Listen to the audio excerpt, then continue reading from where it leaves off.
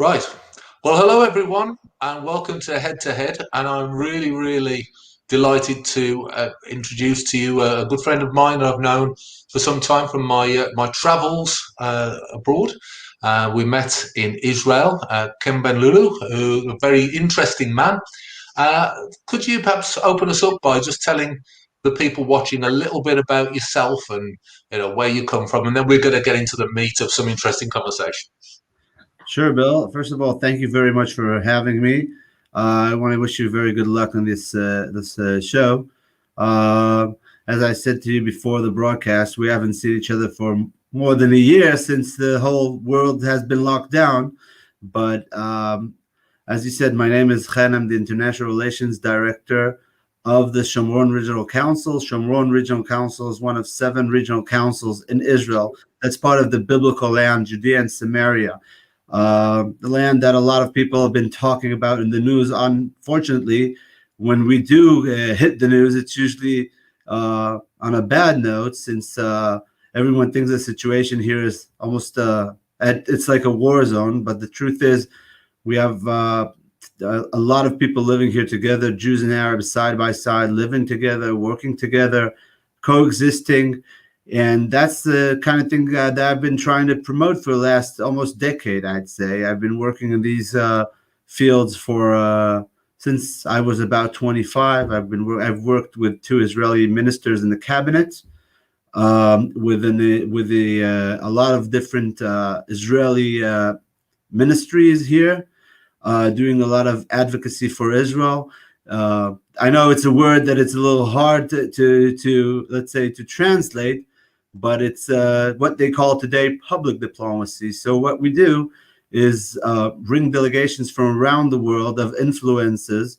It could be members of parliament, members of Congress of the United States, Senate, UN delegations that are either coming here for a day or two to meet the people, to see the real situation on the ground, what's really going on, and not what you hear now and then in the news. And we also have delegations go out, coexistence delegations. We have our partners, our Arab partners from the region, local leaders going out to parliaments around the world, to events around the world, in order to show the true face of this region, which to people who are less aware of the situation, they are very surprised. We've been to Brussels, Madrid. We've even been with senior people in the White House for meetings, and of course in Congress and Senate, just trying to show the true face of this really wonderful region. Yeah, and I can testify that it is a wonderful region and a fascinating place to visit. What we see more often than not in our news here is a very slanted view of things, a very, to be frank, anti-Israeli view. It's this image of these people of Palestine being forced out and aggressive Israeli actions. What could you give us a little bit of the historic context? Because I know that there's been a lot of work gone on in looking archaeologically at the background to this, which are the things that I found fascinating when I went there. And I think it's important that we sort of dispel some of the myths that are propagated in this country and around the world about the real situation there.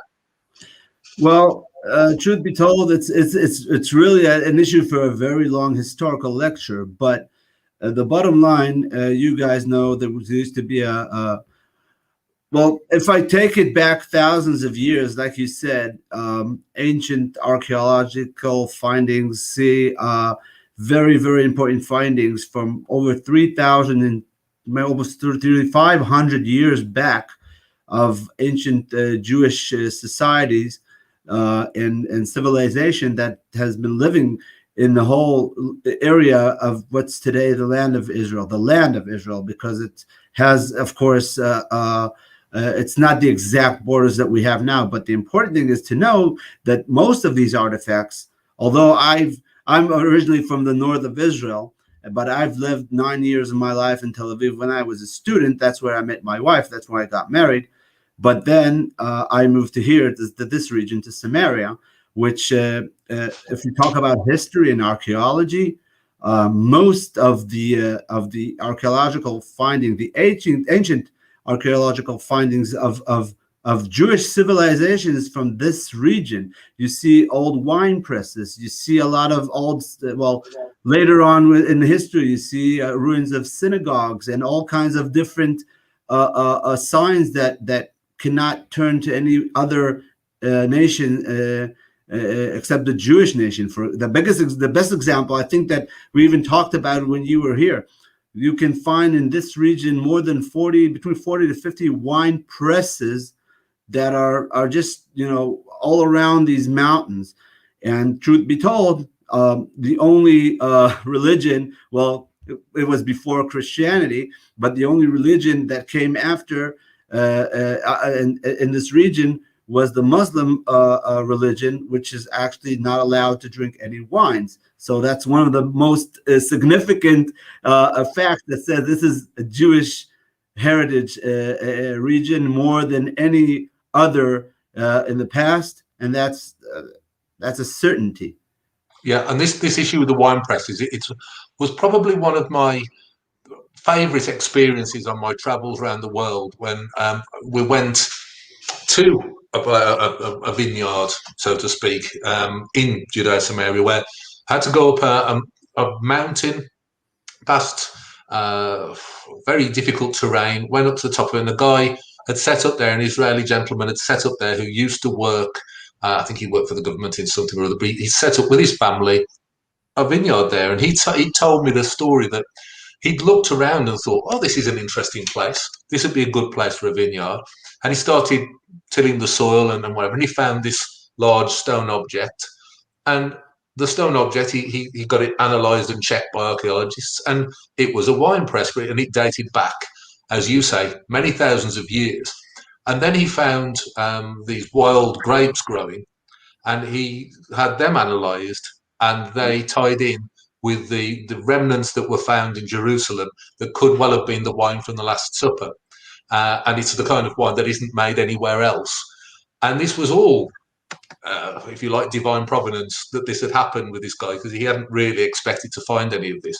And we stood at the top of this mountain looking out over the scenery, which was, to people in the UK, unbelievable, looking out of this biblical landscape, a beautiful landscape, and drinking this wine and hearing this story. And it really, I found it moving, and it stayed with me forever. I think what an incredible story. So I think it backs up the fact that there is a precedent, there is a real purpose and a point to the Jewish people being in that area, and it isn't, as is portrayed here, some kind of incursion, some modern day incursion and aggression that has no provenance.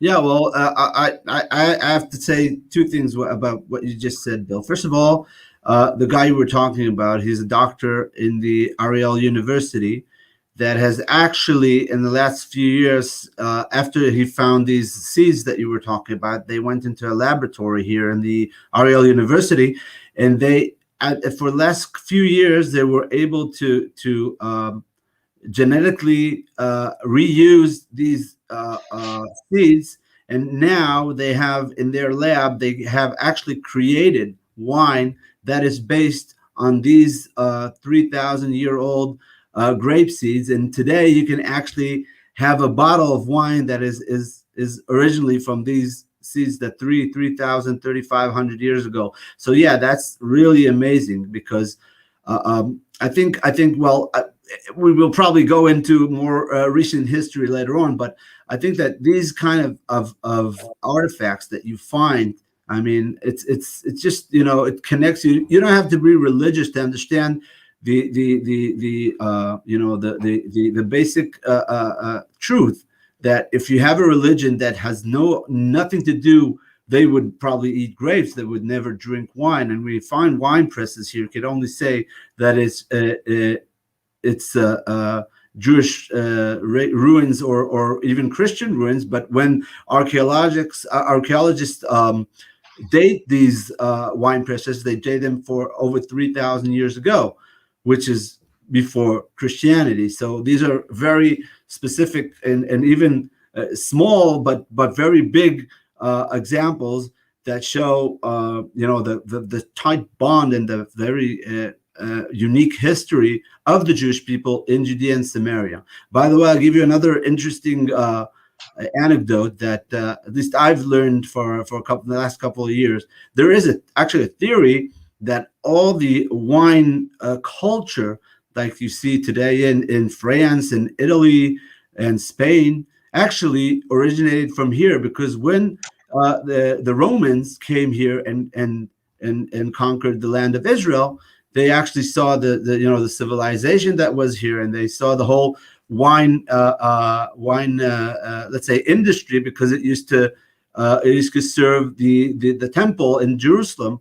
So they took these wines back to Europe, and there's a theory that says that just because the Romans actually took this wine back to Europe a bit more than 2,000 years ago, that's what actually started the whole wine industry around Europe. So we're kind of by that theory, we're kind of the fault for all these wineries around Europe.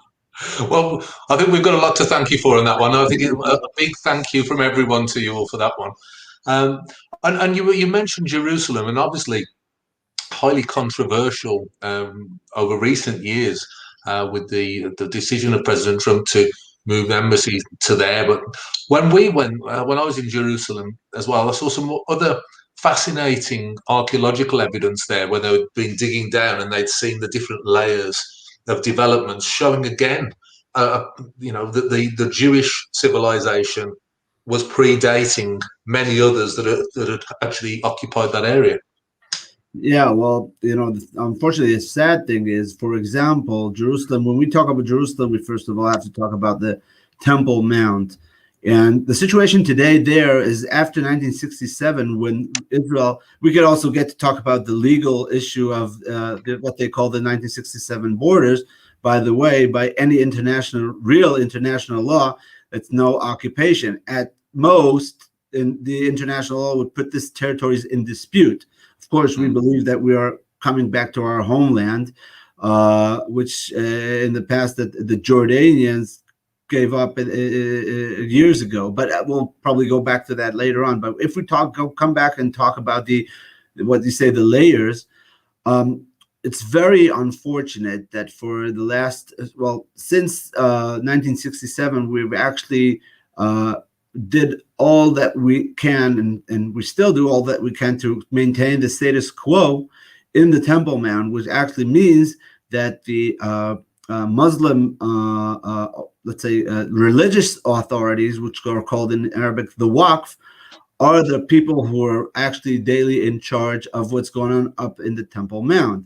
And that just comes to show how Jews are although we strongly believe and know our connection to that piece of land, that holy land, we are still making it possible for all religions to access the Temple Mount.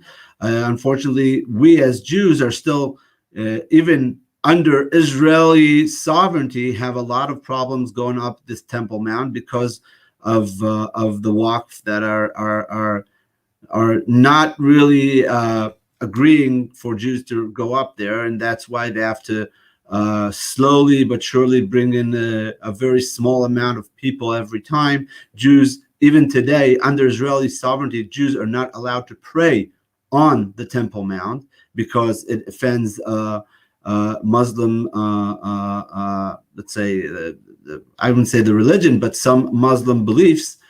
And unfortunately, what has been happening there since I was a child, I remember in the 1990s or the early 2000s, they have been building a lot of extra mosques on the Temple Mount, ruining what they call the Stables of Solomon, which had thousands of artifacts from the second temple time. And Israel, and unfortunately, cannot really do anything to stop that. So for decades, they were building an extra mosque, a place to pray, digging out these layers that you've been talking about. and Israel and throwing them over the wall, then Israel would go and send archaeologists to take a look at the ruins, and we see lots of old artifacts like small pottery parts, and that are actually dated from the temple days. And that just comes to show that that we still have a lot of things to excavate, archaeological finds from the region, but unfortunately, our Arab neighbors are doing whatever they can to erase our part of history there. Yeah, and you talk about history there. My amazement when I was in Jerusalem of the fact that all three religions are on top of each other in terms of holy sites or historic sites, or from whichever angle you want to approach it. I walked along the stations of Jesus's carrying of the crucifix, and it was so close to incredibly important Muslim sites and incredibly important Jewish sites, and everything was like literally yards apart, which for someone like me who'd never been to the area before, I thought, yeah, it's going to be kind of close, but it was actually next door or even looming over each other. You know what's amazing in all that? For the first time in maybe 2,000 years, only when Jews returned to the land of Israel, that was the only period in all history that all three religions, without any difference, are able to reach these regions. Each let's say each religion by its beliefs, and no one stops them, because for decades, or for, let's say, hundreds of years, Jews were not allowed to access their religious spots. So I think that one of the most amazing things is not only that the Jewish people have returned to their homeland, but that the fact that we're enabling anyone to access all the holy spots, all the holy places that are sacred for all religions. This is, I think, one of the greatest things that happened since the Jewish people have returned to their land. I think you're right. It is remarkable, and I saw so many different kinds of people with so many different kinds of priorities and so many different faiths, and each of them was within the constraints of security, which was always had to be, obviously has to be an issue. But within those constraints, there was freedom to actually experience whatever you wish to experience, and that was, considering the history and the coverage of that area, I thought, to this day, I think it's a remarkable achievement. It really is something very special. This is something I can tell you that as a Jew, I'm very, very proud of.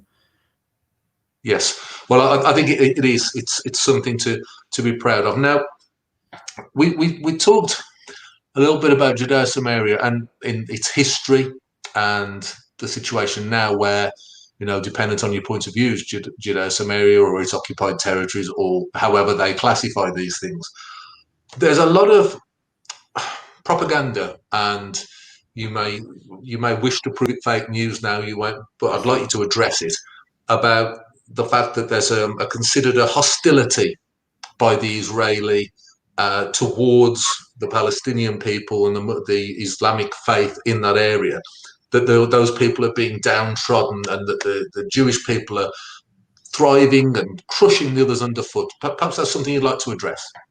Well, that's a very important issue, because you can obviously you could believe what you want, but no one is bothering you, but you should know the truth of what's going on around here. I can tell you this. Since 1967, when Israel regained Judea and Samaria, the lives of Arabs that have been living in this region have only improved. The biggest examples I can give to you are the fact that you see roads have been paved, and universities, about a dozen universities have been established since 1967 that enable the Arabs that live around here to acquire education.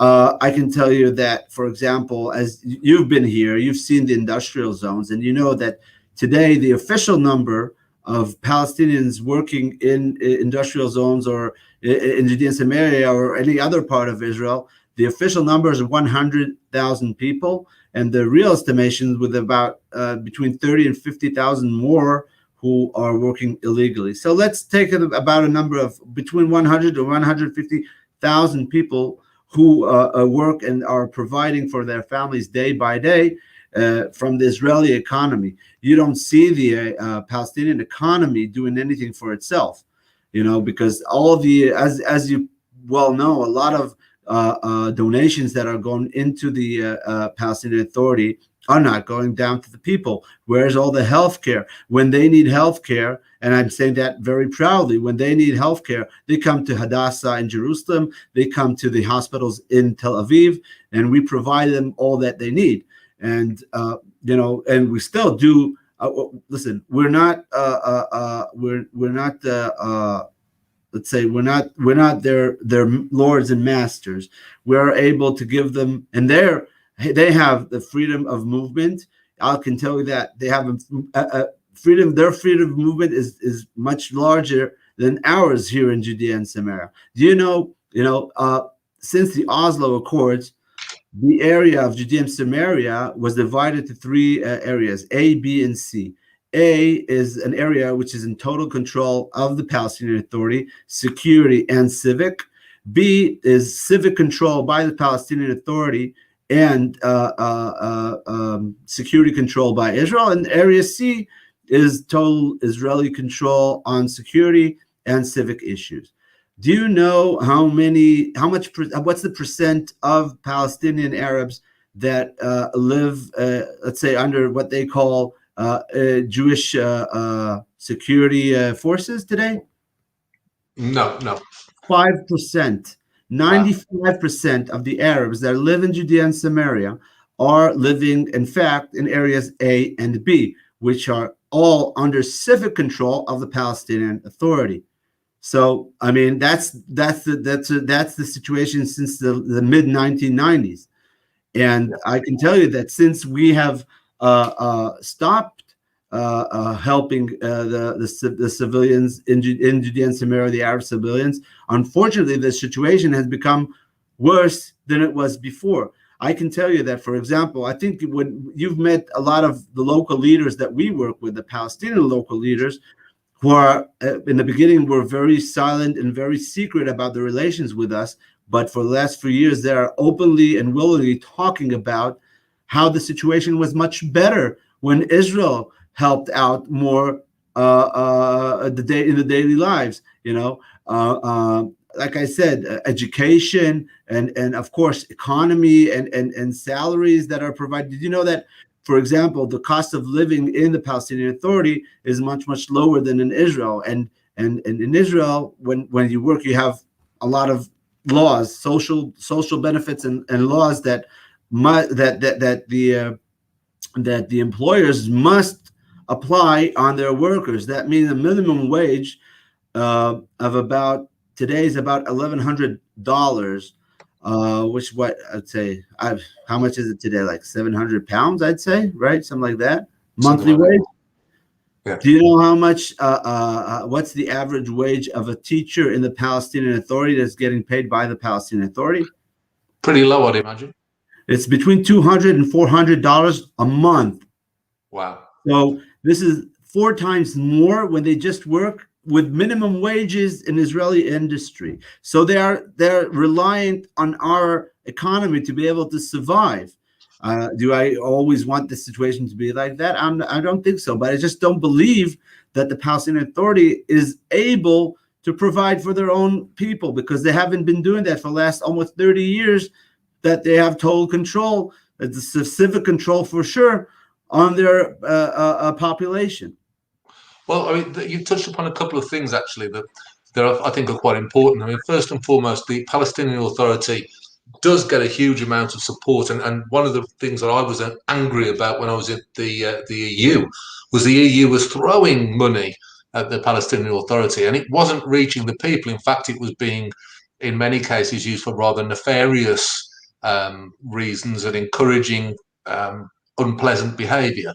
I believe there was almost an incentive offered for people to become terrorists at one point. Sure. So that's something I'd like you to talk about. But also, I do recall meeting a gentleman when I was over there who'd come from the Palestinian controlled authority area to work with the Jewish settlers. And he was saying the same thing about how much more money he could earn, but he also had to be really careful because colleagues of his had been caught doing that and they'd faced a very unpleasant welcome when they got home. Yeah, that's very unfortunate because uh, I can tell you that a lot of the local leaders that we are in touch with, and they come with us to, for example, to the European Parliament or parliaments around the world to speak. They're strong enough to stand for their own and secure themselves. But as you say, for example, one of the events that we held in Brussels, we were supposed to have a Palestinian worker that has been working in one of the factories here in Balkan, in the industrial zone, the biggest industrial zone in Judea and Samaria, one of the biggest in Israel, that employs more than 8,000 workers in total, Jews and Arabs together. So we came to him before one of the events, and he came to us actually before one of these events and said, listen, I know what you have been doing for the last few years, going around the world, telling the truth about this region. I want to join. I want to come. I want to take part in this unique, kind of work. I want to join you. I want to talk with these politicians and with the public and tell them the truth of what's going on here. So we told him, listen, we would love you to do that. But the question is, do you know what it could cost you, personally, your family? He said, I'm not worried. I've been working in this specific factory for over 20 years. My son has been working here for the last 10 years. I'm not worried. So, of course, we did all we can. And all we needed from him is just to go and apply for a visa for Europe. By the way, you want to talk about let's say a weird situation where the Europeans are supporting the Palestinian Authority and are so supposedly backing them up, but truth be told, when I want to go travel to Europe, I don't need a visa. But when a Palestinian wants to go to travel, he needs to go to the embassy or the consulate and take out a visa. So, I mean, that's some sort of hypocrisy, I'd say. But anyway, so this guy walks, he said, I'm going to take care of a visa, no problem. So he went on Saturday to Ramallah to issue his visa. Next Sunday, he didn't come to work.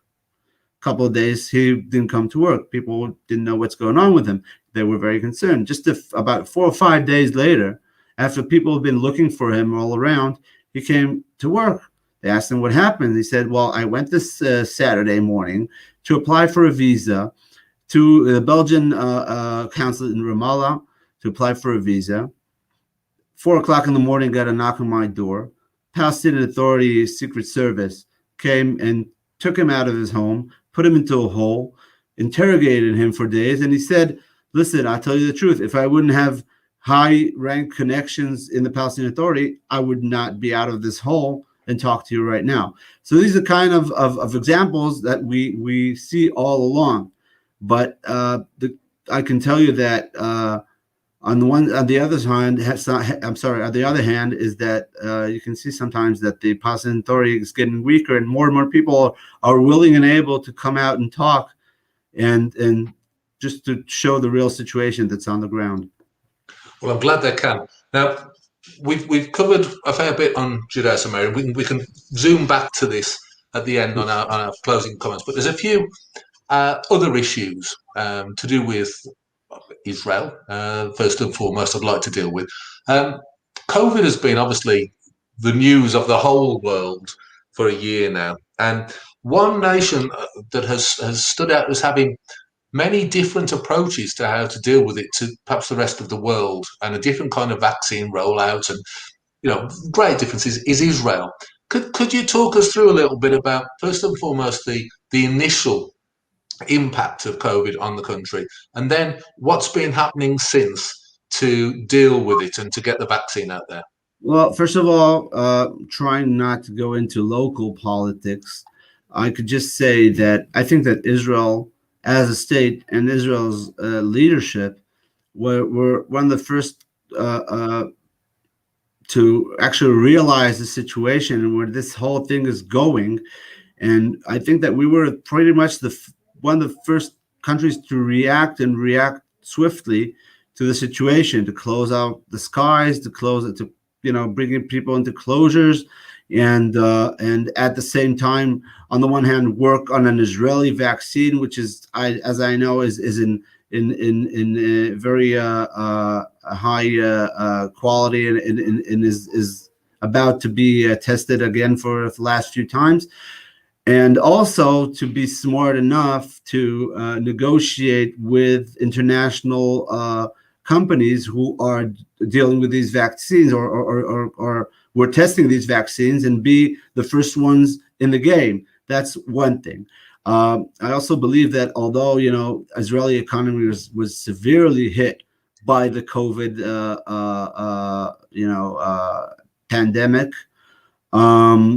we have over 800,000 unemployed, which is almost 20% in Israel, which is pretty high.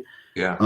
But on the other hand, you can see that Israel, economy-wise, has been hit lower. I mean, less than most economies around the world. So the negative growth in Israel is for last year is one of the lowest in the world. That means that we have, thank God and thank Israeli leadership, we have a very, very strong economy that knew how, and leadership that knew how to predict the situation and act accordingly. And when you went into lockdown, I mean, we tend to think in this country we've had a pretty strong lockdown. What were the measures like over there? Were there sort of people having to have their papers checked before they could move from place to place? What does an Israeli lockdown look like? Well, just a few weeks ago, we came out of our third lockdown. I can tell you that it wasn't easy at all, because a lot, not only Israelis, but a lot of Jews for around the world. It's a lot about family and holidays, and I can tell you that Israeli families, a lot of people haven't seen their parents, or let's say see them very briefly in the last year. I can talk about myself. I have my youngest son is going to be 1 year old in the end of this month.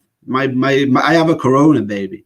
My parents, my mother is 72 years old. My father is 87, and they live up north, and they've seen my family and my baby child maybe 3 or 4 times for the last year. So yeah, that's one example of things that are happening. But for us, the first closure was for about a month and a half, just about a year ago, and well, the first closure was the hardest, I would believe, because no one knew what we're going what we're facing. We never knew it. It was like some sort of like a horror movie where something, if you just stick your nose out of the house, something's going to come up and bite it.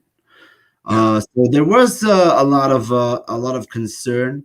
I can tell you that it was a very tight lockdown. Only specific people with specific jobs, or like unique, or people that were most needed for the Israeli economy were allowed out of the lockdown to go to work. It slowed the economy very much. But on the other hand, again, I think that we knew the right time to come out of these closures, and I think that one of the good things was the incentives that the Israeli government gave each and every family in Israel. That, I mean, a lot of families probably would be much harder to survive a lockdown and no work if that wouldn't been provided. So there were twice they gave, like I mean, I know the Americans did that in the past. Then they said that, let's say, that President Trump was like doing this for political issues. But I can tell you, thank God, I can't talk about myself, but I know a lot of families. It was like air to breathe, But again, I think that we're going to talk about the vaccines later on. But I think that maybe a lot of people that are going to see this and listen to this won't like what I'm going to say, but I think that a lot of the of the advantage that Israel has today is because of a very, very strong healthcare system, which was actually started in the first days of this country when the Israeli Labor Party was in control. It's we have, you know, a lot of Israelis like to complain about the health services, but bottom line, if we hadn't have this specific, very unique, worldwide unique health services, then Israel would never have been able to vaccinate Israelis this swiftly. Well, that's interesting because our UK health system, the National Health Service, we're constantly being told it was about to be overrun. It was struggling to keep up with the number of people going into hospitals. And in fact, one of the messages that was constantly rammed out to us was protect the NHS by not getting ill because they can't deal with all of the people. And that's a 100% taxpayer funded, huge organisation. Eats up a very large amount of UK wealth every year. You talk about unique Israeli health services. Can you give us a brief outline of how they might differ from ours? Well, I can say that they're like every Israeli has the right to have a very specific like health insurance that is basically provided from the country, which is like a welfare state, which helps a lot. There's in Hebrew you call it kupot cholim. It's like branches of local clinics from different companies that you are actually connected with, and these local clinics who have very strong connections inside the communities. A lot of clinics in the communities who actually know people personally, have their own, you know, it's when I go to a doctor, it's a doctor who knows me and he knows my medical history. And when I, God forbid, need to go into the hospital, a lot of what I go through in a hospital is paid for from this like civic health care. I can tell you, for example, my mother is from the United States, and in the United States, if you don't have very, very specific and very, very enhanced insurance, then even if you break an arm or a leg, you can pay thousands of dollars just to be taken care of. You know, in Israel, because you have this whole very developed system, then you might, if you know something happens to you, if you get injured, you go to the hospital, you pay maybe I'd say a few dollars or a few euros or a few pounds, and you get treated. I mean, it's the system is backed up by the state, and a lot of times, you know, I wouldn't say that the healthcare is perfect. But I think that, you know, here, I think, and also around the world, people say just don't get sick in order not to. I can tell you, I know that happened in Italy and in Spain and the UK. I think all around the world, they said, please just try not to get sick in order not to clog up the hospitals. They said the same here because, you know, the situation is you still have a number of hospitals per residence, and it has a certain capacity. When you pass that capacity, you know, like unfortunately, what happened a lot, we saw a lot of that in northern Italy.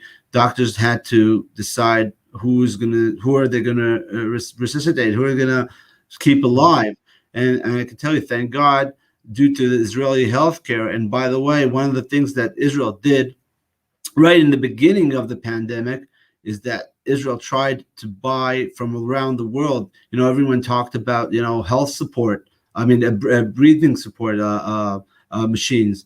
Israel went around the world because we understood that that's one of the major things that we would need in order to pass this time. So in a matter of a couple of months, Israel tripled or even got four times more machines than we had, over 3,000 machines, and we talk about a population of 9 million. That's a significant number.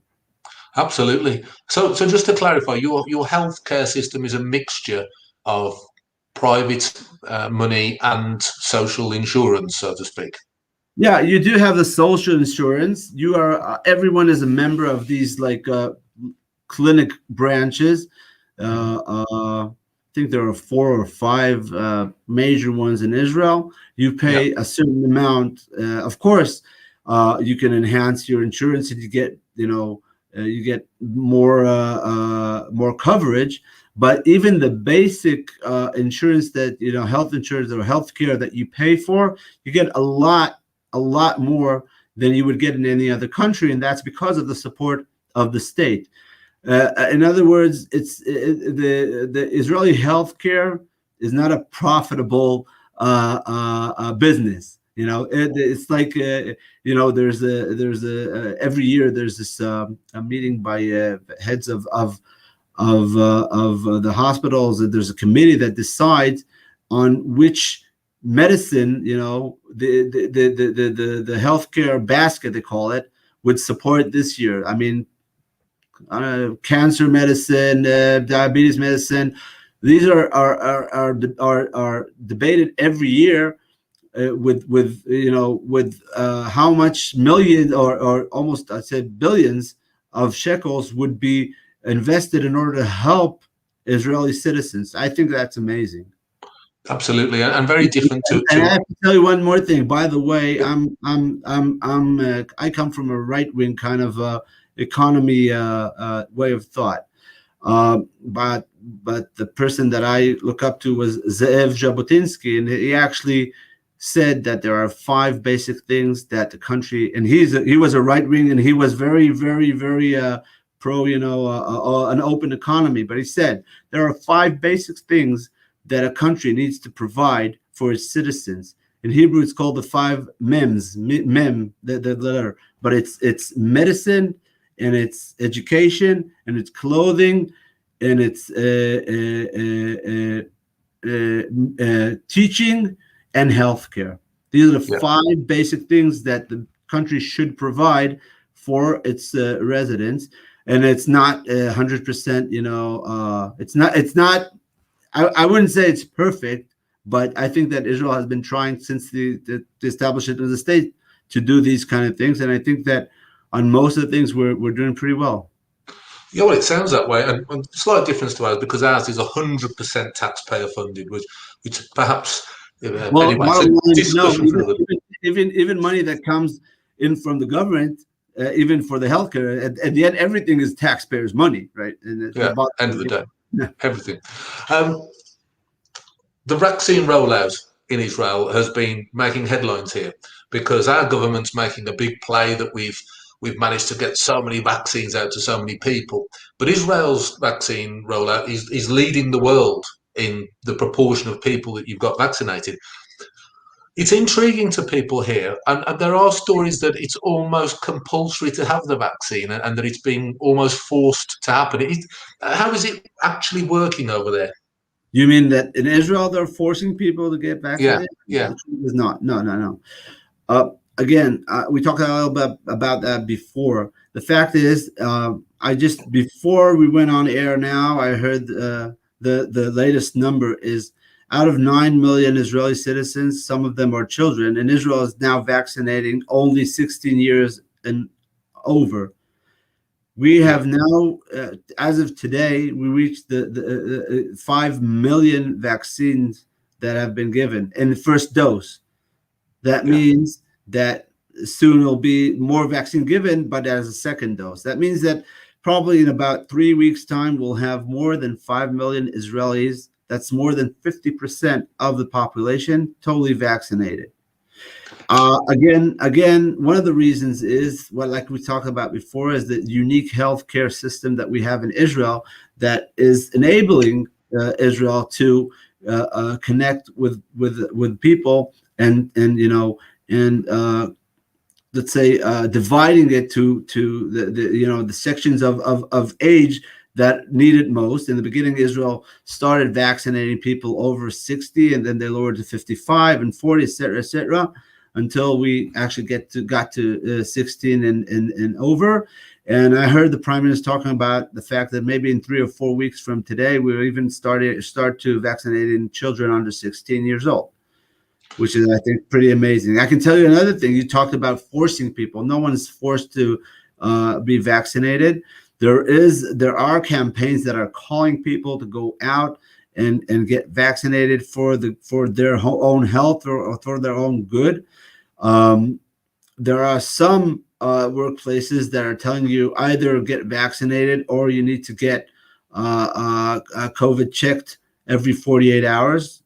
Most of the places don't tell you. Maybe there are 5 or maybe 10% of workplaces that tell you that if you don't vaccinate yourself, you have to stay home. This is a matter of civic rights. I would never ask my workers, tell them in order to come to work, you need to get vaccinated. But yeah, when the situation comes, I would propose them, and I would ask them to do what they can to go vaccinate, to take the vaccine, either that or get a every 48 or 72-hour check to see that everything's okay. I can give you the best example. I told you before about my parents. My mother is 72 years old. My father is 87.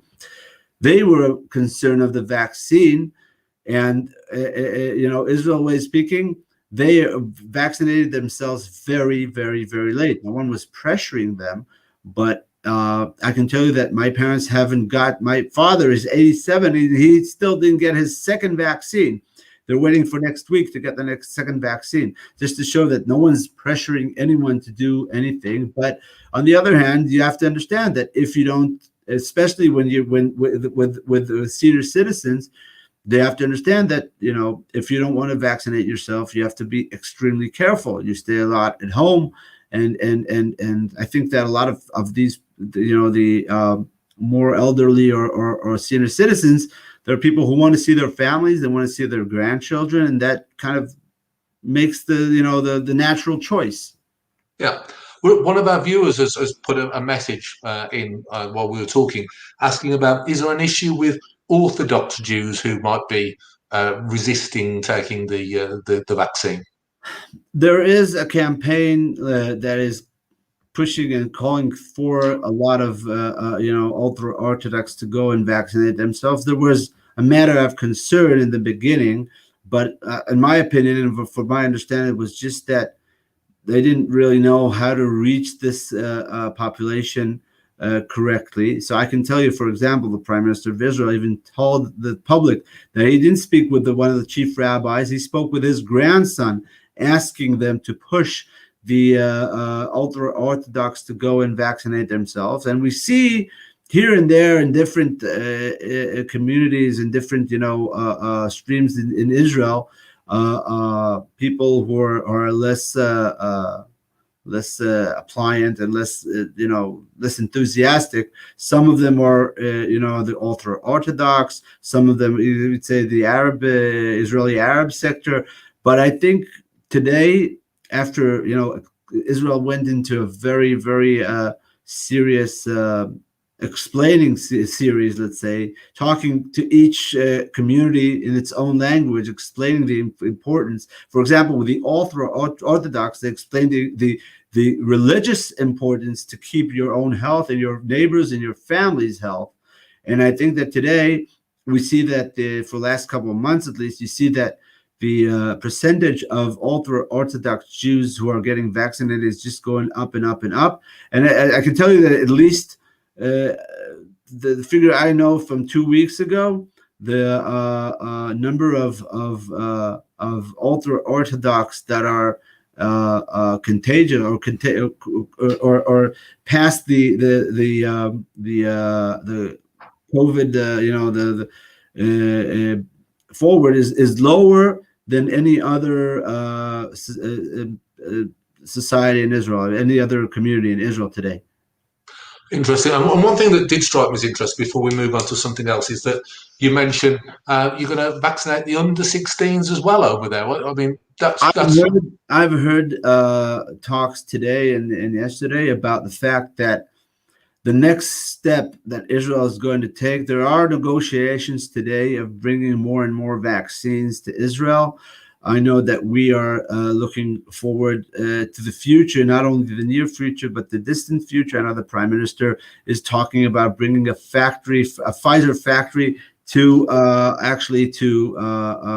create these vaccines here. But we are looking forward. We're seeing that the Israeli population, generally speaking, is very cooperative with the vaccines, and we're heading forward to a situation where 80% or even more than 80% of the over 18 in Israel are already after the second vaccine. And now we're looking at the next step in order to be able to vaccinate children. I think they're doing research on that today. But yeah, they're talking about bringing extra vaccines today. There are negotiations, not only because we want to start vaccinating under 16, but also no one really knows at the moment how long will these vaccines be and effective. Sometimes some say 6 months, some say a year. But even now, we're looking forward and saying, all right, so if Israel has 9 million citizens and they need 2 vaccines a year, that's 9 million times 2. That's 18 million vaccines a year. That's a lot. And you have to get ready for that in advance. Interesting. Now, before I move on from this, just a quick question. There's an internal debate in this country about this idea of internal vaccination passports, whereby you're not allowed to go into a restaurant, a pub, a theatre, unless you can show a piece of paper saying I've had a vaccination. Is there any talk of that over there? It's not only that there's a talk about it, they're actually implementing it already, because as of this last Sunday, Israel has started open public areas and public affairs. In the next couple of days, you'll be able to go. I mean, it could say even this last Thursday, the Israeli majors basketball team that plays in Europe, Maccabi Tel Aviv, had 500 fans in the arena. They actually won. I hope it has something to do with that against Valencia. But the bottom line is that from this Sunday, Israel started to open up the economy. As of this Sunday, you can sit in cafes, you can sit in restaurants. Of course, you're still limited with the number of people and etc. But you have what you call a green passport. I can even try and show you mine. Yeah, great. Thank you. After you get the second vaccine, you're able to go into the internet to your with your address, and you can print out this thing, which is a vaccination card. You show it every place. That means that you have not only been vaccinated twice, but you also passed the week that you had to wait after the second vaccine. And with this shown, you can actually enter malls and cafes and hopefully soon pubs when slowly everything's opening. So yeah, this is actually happening here. I know that there are newspapers that were writing that the whole world, it's going to take the whole world about 7 years to go back. I think it was The Economist, if I'm not mistaken, that said that it's going to take the world to go back to normal. It's going to take 7 years, and in Israel, it's going to take between 2 and 3 months, which is really amazing. Yeah, it's a very interesting statistic for sure. We're coming to the last part of our hour together, which is a shame because I've been enjoying it. But we had a brief chat off air about some British personal grief. Now you're talking about the real interesting news. We were talking about small issues. A bit of dirty linen being washed in public. Just wondering from your perspective, an international perspective of someone who isn't going to have any particular love for either side of this, just looking as a neutral. How does this Harry and Meghan Oprah interview and the whole controversy, how's it playing over there?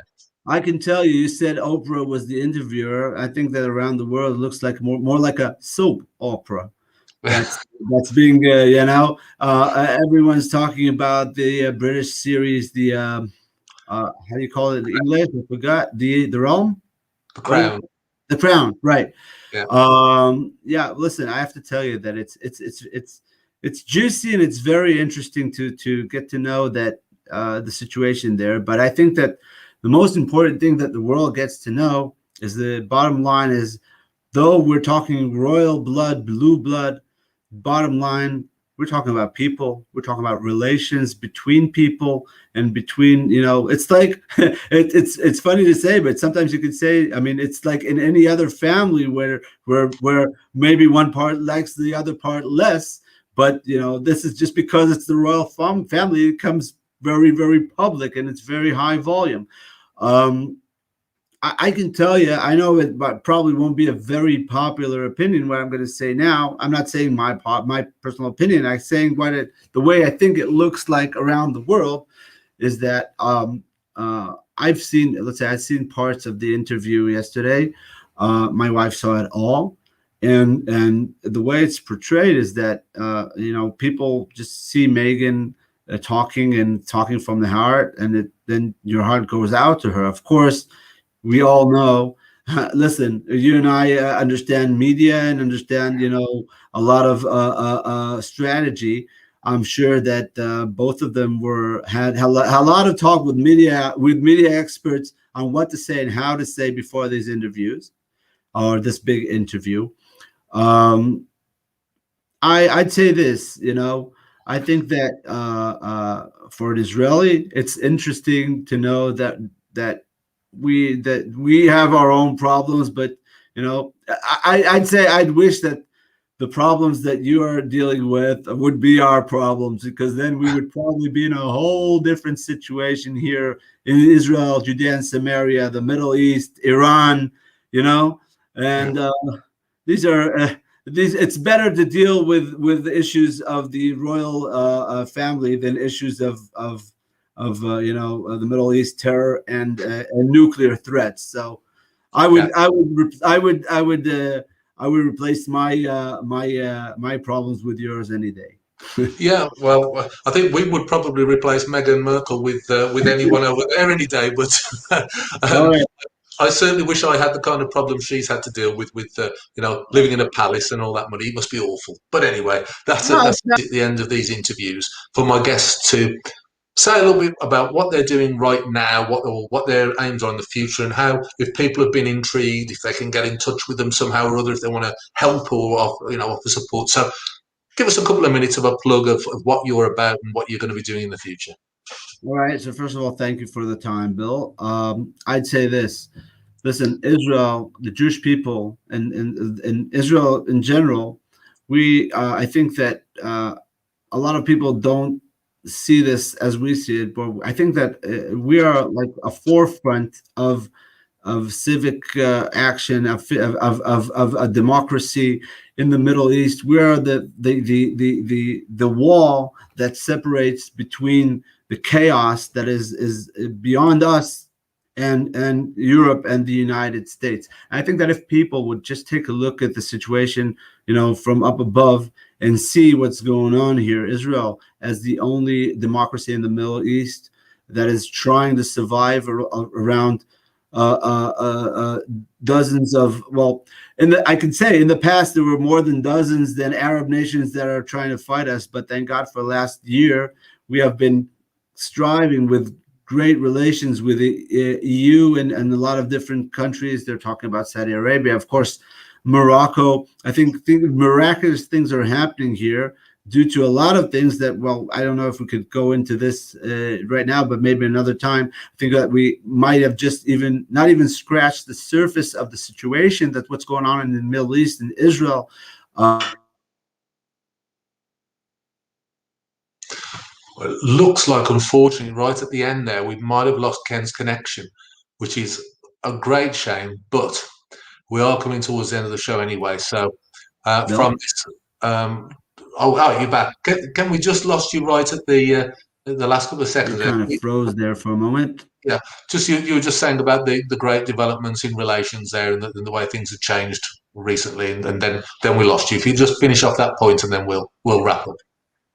Yeah, I'm saying that what we are trying to do here as we said in the beginning, we're trying to show the true face of Israel, of Judea and Samaria.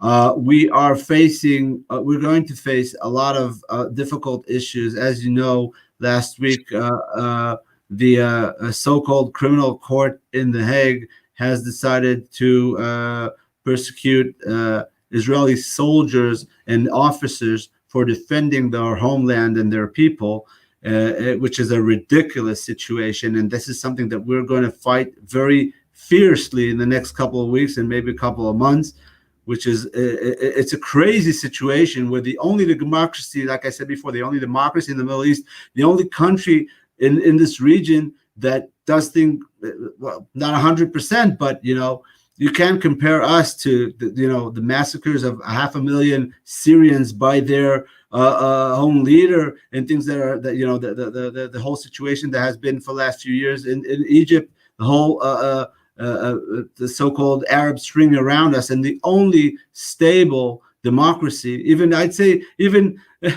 more stable than we should be. We're going to a fourth election in 2 years. That just, by the way, people say that it's bad for democracy, but I say this is exactly what shows that you're a healthy democracy. No one can stop you from going to elections, and you don't have any dictatorship like we have around here. And these are kind of things that we're facing with The Hague, and of course with the whole new situation that is going to be evolving around the Iran nuclear deal. It's not only a threat to Israel, it's a threat to all the Western society. And these are very strong and very major issues that Israel and us and we here in Judea and Samaria are going to be dealing with.